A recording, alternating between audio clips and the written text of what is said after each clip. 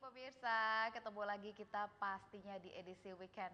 Waktu yang paling dinanti-nantikan, waktu yang sepertinya paling santai dan rileks, tapi mungkin juga ada di antara Anda yang berarti sangat sibuk weekend kali ini. Karena mungkin puncak dari kesibukan adalah pada saat liburan, Sabtu 13 Juni 2015 pagi ini. Iya, bersama kami, Betul, Sahdan. saya juga Munawwarah Muzni, pastinya di Coffee Time, nikmatnya ngopi sambil berbagi informasi. Iya. Ada informasi apa ini yang Informasi kita kayaknya bagi ke banyak pemirsa? banget ya. Pastinya berkaitan dengan kehati-hatian kita juga terkait dengan produk-produk makanan yang tidak Iya. layak untuk kita konsumsi. Yang sudah kadaluarsa. Betul, apalagi menjelang Ramadan, terlebih lagi nanti menjelang Idul Fitri yang pastinya dikemas dalam bentuk parcel. Wah. kita Beberapa nunggu saat itu. yang lalu juga Diskoperindak sudah turun begitu ya ke lapangan Iya. untuk melakukan sidak terkait dengan makanan yang kadaluarsa ini.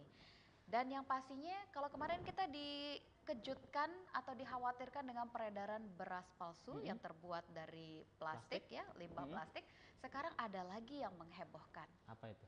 Ini adalah merica palsu. Wow. Merica palsu yang kabarnya itu terbuat dari semen dan juga tepung terigu. Bahaya ya. Ini bahaya Semen. sekali. Betul. Untuk tempatnya biar lebih akurat informasi ini saya buka dulu kitab saya nih mana nih. Karena kemarin kan ini agak mengkhawatirkan juga kan, sambil beres-beres rumah, sambil temenin anak, ternyata di media elektronik itu dikabarkan, Online ya? diinformasikan bahwa ternyata ini tempatnya di Serang, Banten. Wah. Sudah ditemukan beredar merica palsu yang sekali lagi terbuat dari semen dan juga tepung terigu. Jadi setelah ditelusuri lebih lanjut, hal ini dilakukan terkait dengan tingginya permintaan menjelang Ramadan. Menjelang Ramadan. Jadi harus Bayangkan, merica dipalsuin, merica Pak. dipalsukan. Ini negeri setengah palsu. Negeri setengah palsu dan orang-orangnya mudah-mudahan jangan palsu. Iya, kan semua dipalsukan ya, dari uang, Ijazah. palsu, ijazah palsu, kemudian beras palsu, dan sekarang yang terakhir Merica palsu. Tidak Harus sampai di hati-hati. situ, Pak, merica Apalagi? palsunya. Ada juga merica atau lada putih. Kita tahu ada lada putih. Bapak tahu kan lada putih? Nggak tahu. Nggak tahu. Tahuan nggak pernah masuk dapur ya. Jadi lada tuh kan ada lada putih, ada lada hitam. Nah, kalau lada putih itu digunakan pemutih juga. Bahan kimia. Bahan kimia. Jadi pedagang yang ngaku jual lada yang menggunakan bahan kimia ini, yang menggunakan pemutih ini ngaku kalau lada putihnya itu nggak putih mulus, kadang-kadang konsumennya nggak mau beli katanya. Jadi harus diputihkan. Iya, padahal yang asli itu kan lada putihnya walaupun warnanya putih tapi masih ada bentuk bintik-bintik hitamnya begitu, yang menandakan kalau itu adalah lada yang asli. Tapi ternyata yang terjadi di masyarakat kalau putih nggak mau, akhirnya para oknum-oknum yang tidak bertanggung jawab ini memutihkan begitu, memutihkan lada putih itu dengan menggunakan bahan kimia yang tentunya sangat berdampak pada kesehatan. Iya, ini adalah tugas kita bersama ya, masyarakat, Ya. kita selaku konsumen juga harus hati-hati, harus Betul. tetap memilih ya, artinya tidak sembarangan lah. Apalagi kemarin dari pemerintah juga sudah melakukan sidak Ya. makanan-makanan Betul. yang ini ya, yang kadaluarsa atau mendekati masa expired ya. Dan pemirsa, untuk lebih jelasnya kita akan kembali tayangkan berita tentang sidak yang dilakukan oleh pemerintah terkait dengan makanan kadaluarsa.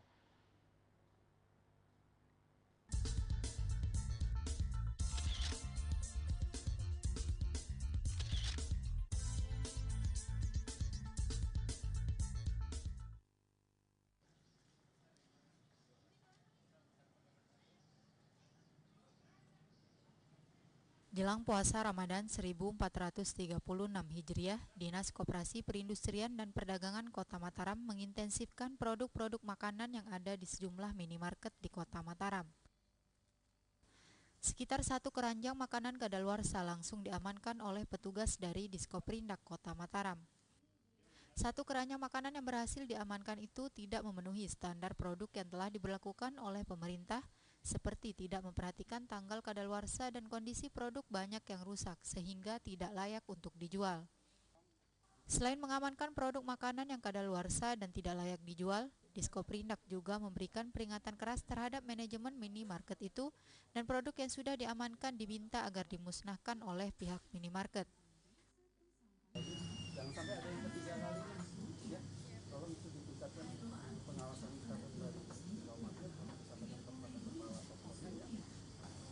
yang tadi ada beberapa hal, ini belum kita lihat lagi nanti. Yang jelas ada barang-barang yang dalam kondisi rusak, penyok, itu kan kita anggap itu barang yang sudah tidak layak untuk dijual. Karena dalam kondisi penyok berarti kemungkinan barang yang ada di dalam sudah rusak, terkontaminasi. Karena kalau sudah penyok, ibaratnya lapisan yang ada di dalam kaleng itu sudah robek sehingga kemungkinan akan berkarat. Kalau sudah berkarat kan bisa jadi kualitas dari produk yang ada di dalam produk tersebut. Nah itu mereka kita minta nanti untuk dikembalikan, untuk dimusnahkan sendiri. Di samping itu kita akan memberikan teguran, kalau sudah ada teguran pertama tentu akan kita iringi dengan teguran yang kedua. Nanti kita lihat di catatan kita. Kegiatan pengawasan dari Diskoperindak ini diberlakukan secara intensif menyasar pasar tradisional dan modern dalam rangka menyambut bulan puasa. Sementara itu, selain melakukan pengawasan ke sejumlah minimarket di Kota Mataram, pengawasan juga dilakukan di sejumlah SPBU untuk memastikan takaran dalam pengisian bahan bakar kendaraan sesuai dengan takaran dari ambang batas standar yakni 0,5%. Lulu, Lombok TV, Mataram.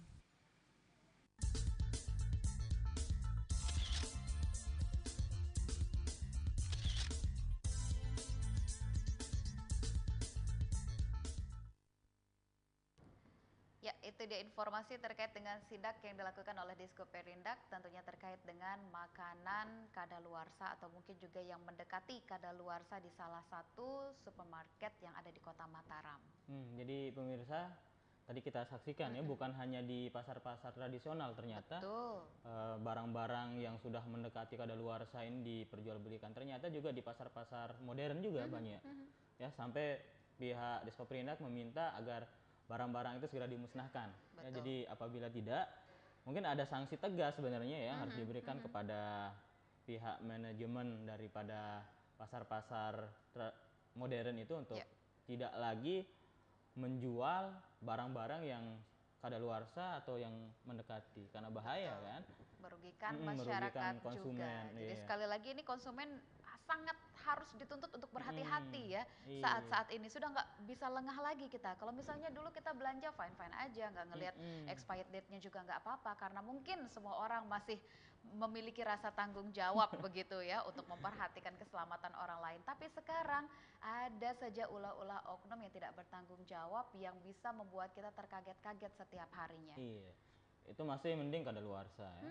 Tapi ini yang palsu, merica dicampur kayak palsu, merica dengan itu semen. tadi. Kemudian beras dengan plastik. Belum lagi mie yang mungkin menggunakan formalin dan juga borak. Formalin, borak, dan banyak juga makanan-makanan, apalagi jajanan-jajanan pasar itu ya, yang apalagi sekarang mendekati Ramadan ini. Banyak sekali jajanan-jajanan pasar itu yang oleh Badan POM itu ya, Balai Pengawas Obat dan Makanan itu akan segera disidak. Kemudian diawasi dengan ketat itu peredaran makanan-makanan itu, karena sekali lagi itu sangat berpengaruh, sangat mengganggu kesehatan konsumen. Betul sekali. Jadi jangan mentang-mentang gelap mata, lapar mata, semua mau dibeli tanpa memperhatikan segi gizinya mungkin, proteinnya mungkin, begitu kan? Kandungannya ya. Kemudian apalagi yang ada bahan-bahan kimianya. Ya, betul. Ya. Jadi yang sering sekali dipakai oleh oknum-oknum yang tidak bertanggung jawab ini rekan Muna, borak ya. Kemudian pewarna tekstil. Betul. Kemudian ada lagi yang sekarang pemutih yang lebih patah lagi, semen. Masa kita mau makan semen? Luar biasa. Ini kayaknya kita mesti ikuti terus nih informasi lebih lanjutnya begitu coba kan? Nanti kita akan minta ke teman-teman redaksi untuk ditelusuri nih. Mudah-mudahan di daerah kita tidak ada ya. Tidak ada. Walaupun mengingat kasus sebelumnya adalah beras palsu yang katanya sempat juga kita dikejutkan ditemukan di salah satu pasar tradisional di Dasan Agung, tapi ternyata setelah diselidik itu bukanlah beras palsu yang terbuat dari limbah plastik, melainkan beras asli tapi yang kualitasnya tidak baik begitu ya. Rendah. Tapi kalau nggak salah tuh pengakuan dari ibu yang beli beras palsu itu katanya nasinya kok susah sekali matangnya, terus matang tapi udah kayak bubur. Dikonsumsi juga mual-mual, sakit. Jadi kita memang belum mendapat hasil daripada penelitian yang dilakukan oleh Badan POM dan juga dari pihak kepolisian, tapi sejauh ini ada sejenis apa ya, instruksi informasi dari pusat yang mengatakan bahwa itu bukan apa namanya, bukan beras yang terbuat dari plastik. Karena dari hasil wawancara kita, diskusi kita dengan pihak POM NTB kemarin ya di acara Kopi Time untuk beberapa waktu yang lalu, mereka mengatakan bahwa dari segi ekonomi, tidak akan menguntungkan bagi oknum-oknum yang membuat beras dari plastik ini. Dari segi ekonomi tidak menguntungkan. Artinya, kenapa? Untuk memproduksi beras yang dibuat dari plastik secara ekonomi memang sangat mahal. Sangat mahal. Dan bahan baku untuk plastik itu kan mahal. Jadi secara ekonomi memang tidak masuk akal untuk diproduksi beras plastik untuk mendapatkan keuntungan maksudnya. Betul. Jadi bisa dibilang ini pekerjaan orang iseng ya. Atau mungkin juga menyalurkan hobi pada tempat yang salah. Kenapa nggak langsung aja ke bank sampah buat belajar bagaimana caranya mengemas limbah plastik menjadi tas, tempat tisu dan lain sebagainya begitu ya. Dan pemirsa, ada beberapa informasi lagi yang akan kita bagi ke pemirsa. Sekali lagi ini untuk menambah informasi kita. Tentu tidak jauh-jauh dari jelang Ramadan. Betul sekali. Jelang Ramadan. Kemudian ada beberapa supermarket, minimarket atau mungkin lapak-lapak pedagang yang akan ditertibkan. Mengingat apabila sudah jelang buka puasa itu kan banyak sekali lapak-lapak pedagang yang pedagang musiman musiman ya, ada yang pakai kendaraan roda 4 di hampir sepanjang jalan ya. Dan tidak sedikit juga ada yang membagi-bagikan takjil gratis ya. Dan kayaknya itu juga harus diperhatikan betul bahwa tidak menutup kemungkinan dengan adanya lapak-lapak dadakan ini juga akan bisa membuat terganggu arus lalu lintas yang ada. Betul sekali, ini yang terjadi ya pada saat menjelang berbuka puasa, karena pastinya akan sangat ramai sekali didatangi pedagang-pedagang musiman yang memang membuka lapak-lapak dagangan mereka pada saat bulan Ramadan tiba. Arus lalu lintas jadi agak semrawut begitu ya, agak terganggu juga. Tapi di situ sebenarnya ujiannya untuk yang berpuasa. Kalau biasanya kena macet begitu kan, apalagi panas-panas, wah udah ngomel-ngomel, klaksonnya udah 10 kali mungkin. Tapi pada saat puasa, nah di situ deh tepatnya nih. Ujiannya ada di situ. Jadi kayaknya sekarang kalau kena macet walaupun panas bisa berlatih dulu untuk bersabar begitu ya. Jadi ini pemirsa bahwa, dan juga kita juga bisa informasikan ke pemirsa, selain jelang Ramadan, selain pemerintah juga sedang gencar-gencarnya untuk mengawasi minimarket, kemudian peredaran makanan. Gitu ya. Lombok TV juga punya program baru besok di bulan Ramadan. Lombok TV punya program baru di bulan Ramadan. Pastinya asik banget. Program judulnya, apa itu? Namanya Jelo Sabtu. Jelo Sabtu, acara tentang? Jelo Sabtu ini salah satu program yang akan tayang di awal Ramadan nanti. Ini serial komedi. Serial komedi, tapi ini adalah satu-satunya dan yang pertama kali di Lombok. Wah, luar Jadi biasa. Ini patut kita tunggu nih, Jelo ya. Sabtu. Kenapa Jelo Sabtu? Kemarin kita sudah sempat ngobrol sama sutradaranya lah ya. Dan harusnya pagi ini kita mengundang para pemainnya ya. Sebenarnya kita undang para pemain karena hari ini Jelo Sabtu. Kenapa harus Jelo Sabtu? Kembali lagi kita tanyakan. Karena ternyata Jelo Sabtu itu seperti yang disampaikan tadi oleh rekan Muna yang pertama tadi, bahwa Jelo Sabtu ini identiknya kita santai. Betul. Kemudian berbeda ketika kita Jelo Senin, Jelo Selasa, itu sudah di benak kita sudah sangat padat dan ruwet pekerjaan sudah numpuk yang akan diselesaikan. Tapi kalau sudah kita bilang Jelo Sabtu agak ringan ya. Agak ringan. Kemudian itu mungkin menjadi alasan teman-teman produser, sutradara program ini kemudian menamakan programnya Jelo Sabtu. Tayangnya hari apa, jam berapa? Hari Sabtu. Hari Sabtu jam? Hari Sabtu jamnya masih belum disesuaikan. Wah, ini luar biasa. Iya. Ini kayaknya bocoran nih untuk pemirsa yang menyaksikan Coffee Time pagi ini. Jadi untuk lebih membuat Anda semangat lagi, karena walaupun puasa nggak berarti kita harus luyu-luyu dan lemas-lemasan, peluk bantal mulu ya. Yang ada malah pusing dan laparnya terasa begitu kan. Tapi buat puasa Anda tahun ini lebih beraktif tentunya dengan melakukan tugas-tugas seperti biasanya, namun tetap jangan sampai diporsir tenaganya ya. Dan yang berbeda di bulan Ramadan tahun ini, sepertinya anak-anak sekolah libur. Libur. Iya. Libur, Ini full liburnya libur. selama sebulan? Karena biasanya seminggu. Ini libur kenaikan kelas ya. Hmm. Libur kenaikan kelas sepertinya agak lama. Kemudian belum lagi proses penerimaan peserta didik baru, belum lagi nanti ada masa orientasi siswa. Sepertinya bulan Ramadan ini akan penuh dengan libur. Penuh Sepertinya. dengan libur. Untuk anak-anak sekolah tapi bukan untuk pegawai negeri ya. Tapi biasanya kalau Ramadan tuh anak-anak sekolah dibawa ke pesantren kilat biasanya. Iya. Ya. Dan beberapa sekolah mungkin sudah menyiapkan program itu karena itu sangat efektif sekali untuk menggembleng mental daripada peserta didik. Yang paling penting adalah berkarakter seperti yang kita perbincangkan beberapa saat lalu dengan Dinas Pendidikan, iya. betul. Dan kembali lagi ke Jelo Sabtu ini patut ditunggu ya. Mudah-mudahan besok sebelum Ramadan, tentunya sebelum acaranya tayang kita bisa di-share dulu terkait dengan bagaimana sih komedinya di situ, Coba apa saja yang ditawarkan begitu ya. Sebelum tayang, sepertinya informasi terakhir kemarin yang kita dapat dari teman-teman redaksi, Jelo Sabtu ini akan tayang hari Sabtu besok. Hari Sabtu besok, dan hari Sabtu itu sudah kita mulai puasa. Betul ya, insya Allah ya sudah mulai puasa. Tapi sebenarnya puasanya kita hari Rabu atau Kamis sih? Nanti kita tunggu sidang isbatnya. Tunggu sidang isbat seperti biasa dengan seperti biasa kita akan ya. tunggu sidang isbat dulu baru ditentukan ya. Dan pemirsa, sekali lagi Ramadan tahun ini mari kita jadikan Ramadan tahun ini jauh lebih baik dari Ramadan tahun kemarin ya. Dengan tentunya dengan kegiatan-kegiatan yang bersifat positif dan kegiatan-kegiatan bahkan pekerjaan kita sehari-hari kita lakukan seperti biasa, kita geluti seperti biasa, dan tentunya itu akan menambah, bisa dikatakan itu adalah nilai-nilai ibadah juga. Betul sekali. Dan yang paling penting adalah kalau biasanya kita menyebut kata puasa, maka yang diingat adalah tidak makan dan juga tidak minum.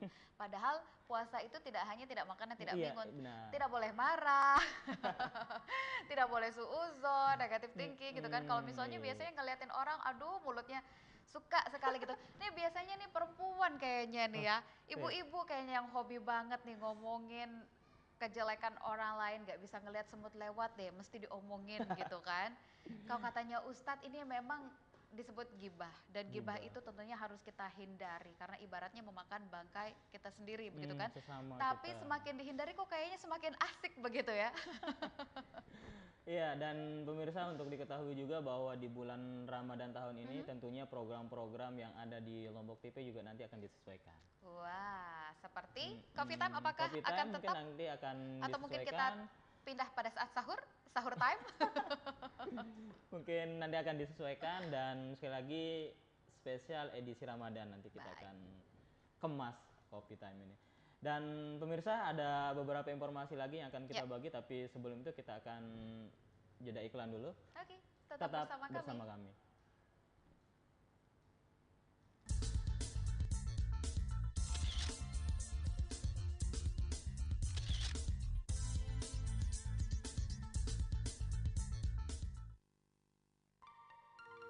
Selamat datang di dunia warna MKU.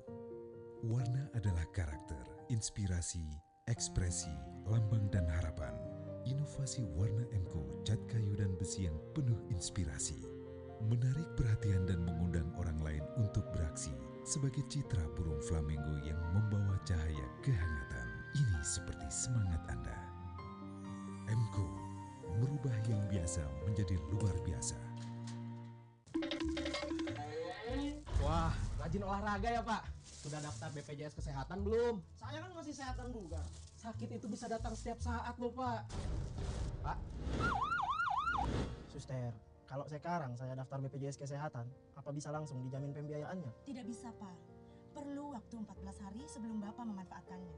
Waktu untuk administrasi kepesertaan, verifikasi data kependudukan, dan menentukan pilihan fasilitas kesehatan tingkat pertama.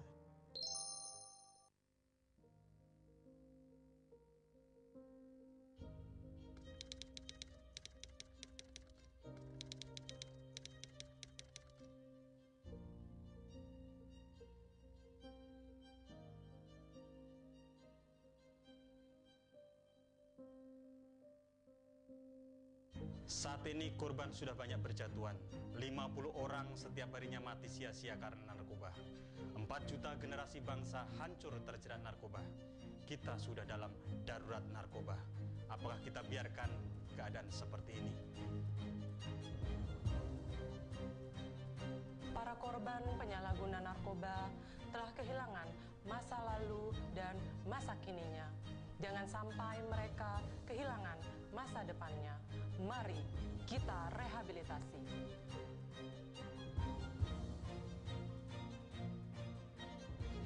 Jangan takut, penyalahguna narkoba, ingat, sekali lagi, penyalahguna narkoba bukan pengedar atau bandar, tidak dipidana. Bila melaporkan diri ke institusi penerima wajib lapor. Ayo kita sukseskan gerakan rehabilitasi 100.000 penyalahguna narkoba. Mari kita selamatkan Kota Mataram dari penyalahgunaan narkoba menuju Mataram maju, religius dan berbudaya. Sekarang juga.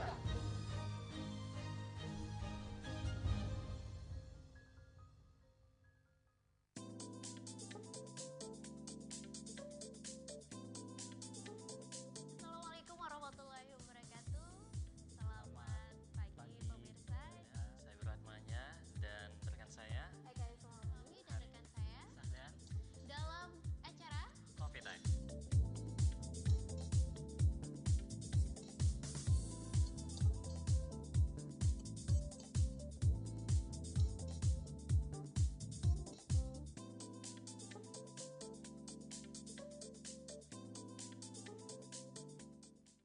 Baru dan pertama di Indonesia, fleksibel dan kuat, tidak mudah tumpah, tidak mudah menguap. Dengan takaran pas 1 liter, Thinner Emco terbaik untuk cat kayu dan besi, persembahan dari Emco.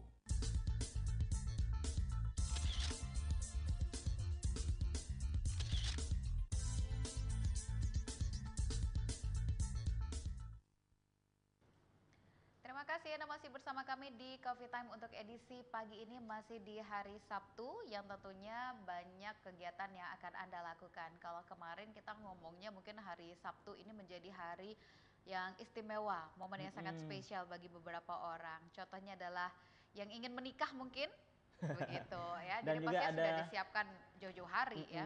Dan juga ada beberapa pondok-pondok pesantren, sekolah-sekolah yang melakukan acara pelepasan atau Betul. perpisahan, wisudawan atau wisudawati.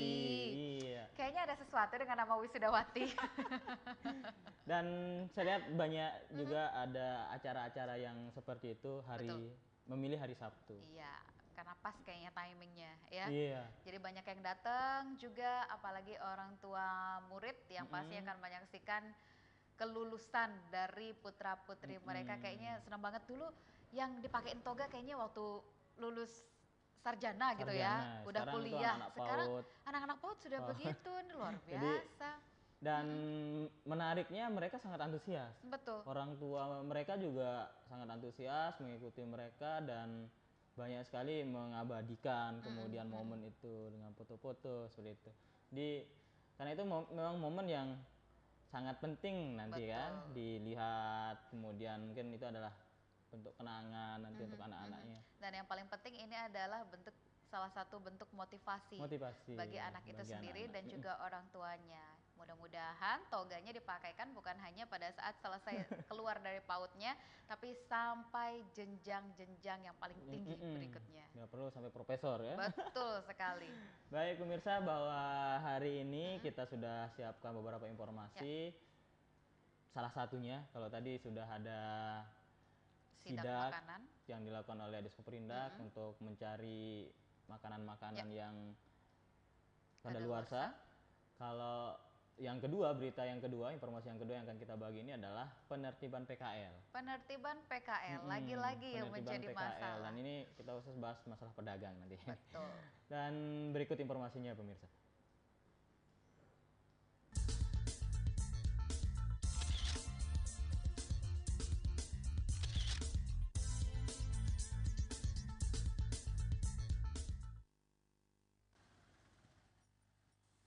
Pedagang kaki lima yang ada di Kota Mataram akan ditertibkan agar lebih tertata rapi dan teratur. Wali Kota Mataram Ahyar Abdu saat ditemui wartawan mengatakan pedagang kaki lima di Kota Mataram akan ditertibkan oleh pihaknya Namun dalam penertiban itu dilakukan secara bertahap dengan membentuk tim terpadu dan menggandeng Asosiasi Pedagang Kaki Lima Kota Mataram atau APKLI. Penataan pada PKL kita gitu. Namun tentu belum bisa semuanya. Kita selalu bertahap melakukan itu. Makanya saya minta juga kepada para ketua pengurus APKLI untuk juga memberikan pembinaan kepada para pedagang kaki lima kita. Nah, kita setiap tahun terus melakukan penataan itu ya, supaya APKLI kita ini supaya tampil rapi, ya kan, rapi, bersih itu kan. Ahyar pun meminta kepada APKLI agar secara berkelanjutan memberikan pembinaan terhadap pedagang kaki lima itu. Lebih lanjut, Ahyar menambahkan, untuk PKL yang berada di samping kantor imigrasi Kota Mataram, Pemkot akan membuat program terpadu dengan membenahi infrastruktur bangunan guna memperindah kawasan PKL di tempat itu. Lulu, Lombok TV, Mataram.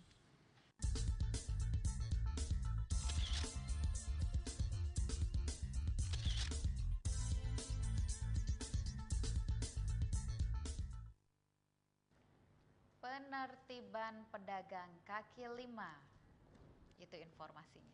Jadi dari informasi tadi kita bisa ketahui pemirsa bahwa di Kota Mataram memang keberadaan PKL ini sudah banyak sekali ya, sudah menjamur.